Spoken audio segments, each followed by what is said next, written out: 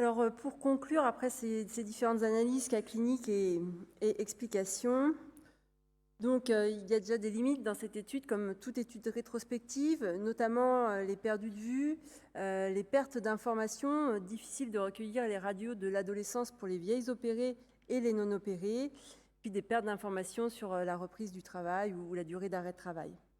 On a aussi manqué d'analyse sur les clichés de flexibilité préopératoire qui auraient pu être intéressants dans l'analyse des corrections.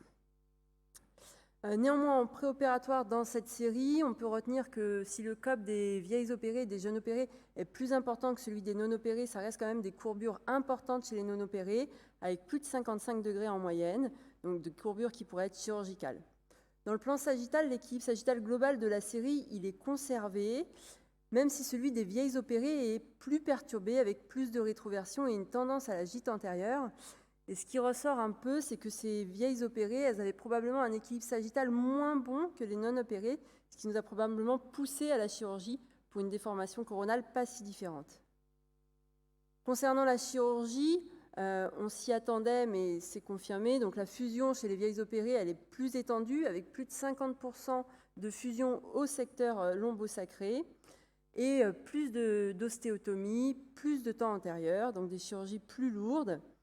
Une correction moins importante chez les vieilles opérées et des suites plus compliquées avec une durée moyenne d'hospitalisation plus longue de 4 jours. Alors on peut dire que la durée des jeunes opérés était un peu vieille par rapport à ce qu'on peut faire aujourd'hui avec une durée moyenne de 7 jours pour les jeunes opérés. Donc c'était des opérés avec du recul, donc aujourd'hui c'est normal, nos pratiques ont évolué, on est plus autour de 5 jours en moyenne. Et puis aussi plus de complications chez les vieilles opérées avec plus d'infections et de pseudarthrose. On a retenu aussi que donc, la grossesse était possible après une chirurgie de correction à l'adolescence. Donc le critère de grossesse n'est pas une raison qui doit faire reculer l'âge de la chirurgie et l'accès à un accouchement par voie basse et avec une péridurale est possible. Concernant l'analyse au recul, donc au recul, l'angle de COP des jeunes opérés est réellement plus faible et les non opérés de plus de 35 ans sont les plus déformés avec surtout une gîte latérale importante. Au niveau clinique, les jeunes opérés avec 5 ans ou 10 ans de recul sont celles qui ont la meilleure qualité de vie, la meilleure apparence et qui sont les moins douloureuses. Alors certes, 5 ou 10 ans, c'est faible pour une scoliose idiopathique, mais c'est déjà un début d'analyse. Et les vieilles opérées sont vraiment les pires, avec plus de douleur et une moins bonne fonction. Alors pour poursuivre ceci, une cohorte prospective de scoliose idiopathique opérée et non opérée serait vraiment intéressante. C'est difficile de les suivre en chirurgie, les non opérés, mais je pense qu'une collaboration entre chirurgiens et MPR et rhumatologues et pédiatres pourrait vraiment être intéressante pour faire cette analyse sur l'évolutivité et les critères qui doivent nous pousser à les opérer. Je vous remercie.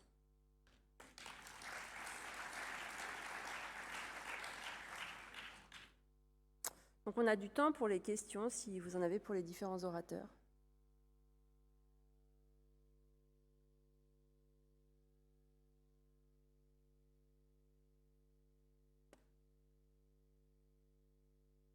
Bonjour, Guillaume Longeon, Montpellier. Moi, j'ai une petite remarque, parce que je ne sais pas si c'est comme ça chez vous, mais nous, les radiologues, filent que des codes maintenant avec une connexion à distance. Et je pense que pour les scolioses, c'est un vrai sujet. On voit actuellement des patients qui viennent en consultation avec des vieilles des vieilles radios argentiques. Et au moins, on peut comparer, on peut les regarder, on peut les étudier. Et là, ça va être le drame d'ici 10-15 ans. Est-ce que vous ne voulez pas, vous, en tant que GES, etc., essayer de réagir par rapport à ça? Alors Guillaume, c'est une très bonne question qui a été évoquée hier au bureau, figure-toi. Car c'est un vrai problème pour les scolioses, mais même pour toutes les pathologies dégénératives, de ne pas avoir un accès aux images, de ne pas pouvoir les archiver. Il y a déjà le CNP de la SOFCOT qui a fait une lettre pour la Société française de radiologie pour arrêter d'avoir des codes et au moins avoir des CD pour les IRM et les scanners. Et je crois que la conclusion du bureau hier était à peu près la même.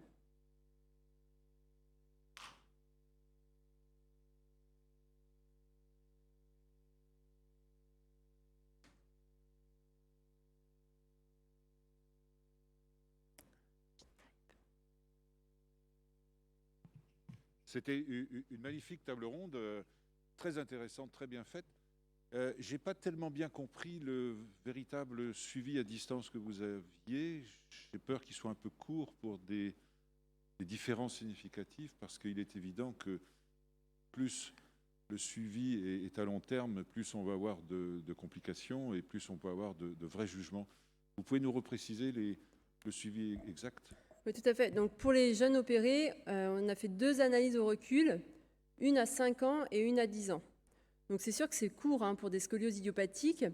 Néanmoins, nos scolioses idiopathiques analysées avec 5 ans ou 10 ans de recul avaient en moyenne 25 ou 30-35 ans, ce qui se rapprochait de l'âge où certaines vieilles commencent à avoir mal au dos. Mais c'est sûr que c'est assez court et il faudrait poursuivre ces analyses. Il y a un autre truc, le terme vieux est un peu mal choisi, et vieille encore moins. En tant que femme, je me le suis permis. Bonjour, Jérôme Tonetti, Grenoble. J'ai beaucoup aimé aussi le symposium, cette bipolarité, c'était très intéressant. Simplement, dans mon expérience personnelle sur les scolioses, disons, mûres, vous avez recommandé la kinésithérapie lorsqu'elles étaient douloureuses.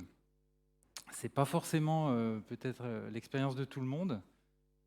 Ces gens se déstructurent lorsque justement ils sont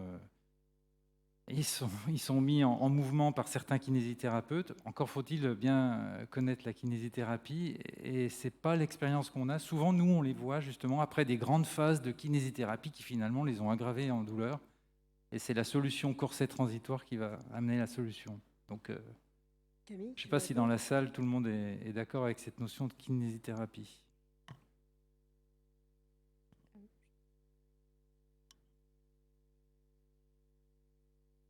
Non, ça marche pas.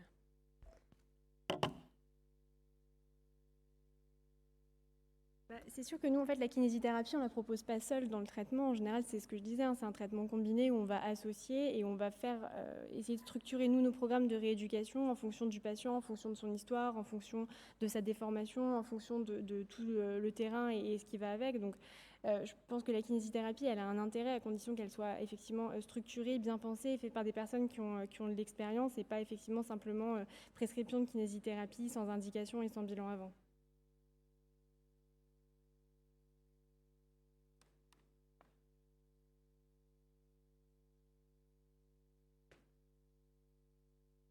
Bonjour, merci pour ce travail qui est très ambitieux. Je n'ai pas bien compris, ou alors j'ai décroché. Quel est l'angle?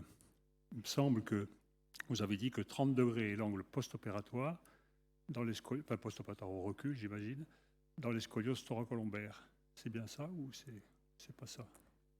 Je l'ai plus de tête, mais en moyenne sur la série, le post-opératoire, il est 35 degrés sur les jeunes opérés. Oui. En moyenne pour les lombaires et thoracolombaires? Oui, tout. Il n'y a pas de différence entre les lombaires et les thoraciques? Il est un peu plus élevé pour les lombaires, il me semble, mais je ne me rappelle pas de tête. Il faudrait que je retourne sur le... Parce qu'il me semble, chez les jeunes opérés, hein, j'entends. Hein. Oui. Il me semble que quand on opère une thoracolombaire par voie antérieure ou par voie postérieure, on les ramène, ces thoracolombaires qui restent très souples, à des angles très faibles, quoi, proches de 0 degré. Hein. C'est pour ça que j'étais un peu surpris. Je comprends et je me suis fait la réflexion à la vue des résultats. Néanmoins, c'était fait sur plusieurs centaines de patients et c'est le résultat qu'on a eu sur plusieurs centres.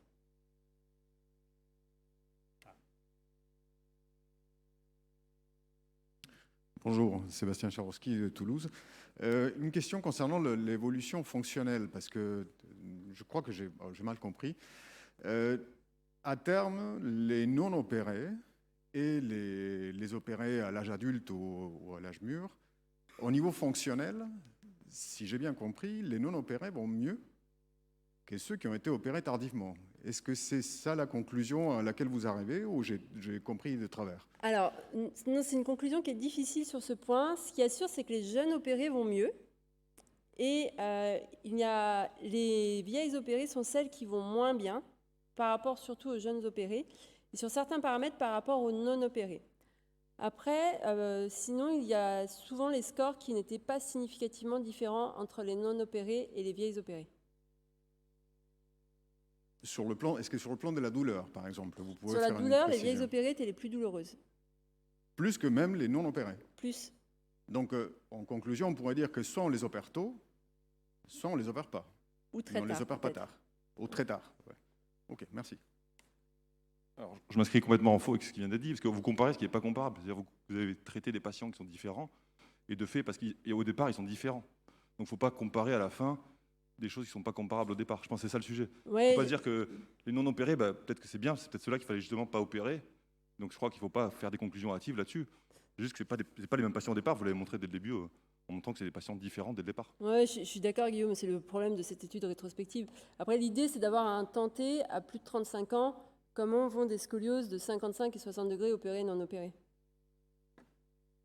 Pardon, je rebondis là-dessus. Donc à ce moment-là, il faudrait préciser de quoi on parle. Parce que si on parle des scolioses thoraciques pour les non-opérés, sans composante lombaire et sans dégénérescence lombaire, ça c'est une chose. Alors si on parle des thoracolombaires avec une dégénérescence lombosacrée, donc ça c'est une autre. Donc il faudrait vraiment préciser de quoi on parle pour pouvoir comparer les deux groupes et que les conclusions soient valables. Parce que sinon, on peut arriver, là, sans connaître les radios de la série, à des conclusions qui sont fausses. Alors, je ne vous ai pas présenté les résultats détaillés du groupe des thoraciques versus les lombaires ou les thoracolombaires, mais c'était les mêmes que les résultats de la série globale. C'est pour cela que je ne vous les ai pas présentés.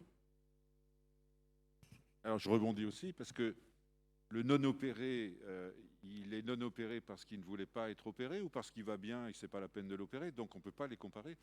Ceux qu'on a opérés, c'est surtout ceux qui n'allaient pas bien. Et on les a un peu améliorés, mais peut-être moins qu'il ne fallait. Et donc ils sont toujours un peu pathologiques, alors que l'autre qui a sa scoliose et qui va bien, on ne l'opère pas et on dit que c'est un non-opéré.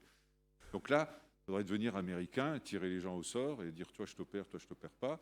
Et tu ne dis pas j'ai envie, j'ai pas envie, et tu ne dis pas si tu as mal ou tu n'as pas mal. C'est pour ça que c'est difficile les statistiques. Oui, je suis bien d'accord.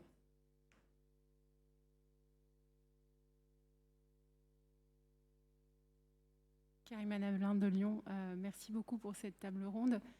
J'ai peut-être manqué quelque chose, mais sur le plan socio-professionnel, est-ce que vous avez vu des différences dans ces groupes? Est-ce qu'il y a eu des choix de métier ou un accompagnement qui paraissait plus adéquat chez les opérés par rapport aux non-opérés? Non, malheureusement, c'est quelque chose qu'on n'a pas réussi à recueillir de manière efficace. Mais c'est une question importante à voir prospectivement. Ouais.